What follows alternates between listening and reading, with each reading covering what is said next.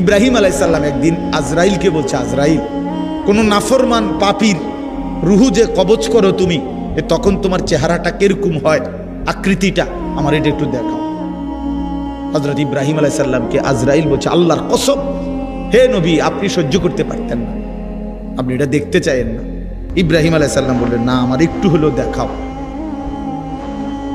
তো আজরাইল এই বিভৎস আকৃতি, মানে নাফরমানের জান কবজ করার সময় উনার যে চেহারার আকৃতি হয়, এই চেহারাটা ধরে ইব্রাহিম আলাইহিস সালামকে দেখাইলেন। বিশ্বাস করেন, এই কিতাবে আছে, ইমাম কুরতুবীর কিতাব, ইব্রাহিম আলাইহিস সালাম একটা চিৎকার মাইরা বেহুশ হয়ে গেছে। হুঁশ আসার পরে ইব্রাহিম আলাইহিস সালাম বললেন, আল্লাহর কসম, আয় আল্লাহ, মালিক আপনার কসম, কবরের আযাব, জাহান্নামের আযাব কোন নাফরমানের জন্য কিছুই লাগবে না, শুধু আজরাইলের এই ভয়ানক দৃশ্য জান কবজের সময় একবার দেখলেই তার সারা জিন্দেগীর নাফরমানির শাস্তির জন্য এটাই যথেষ্ট।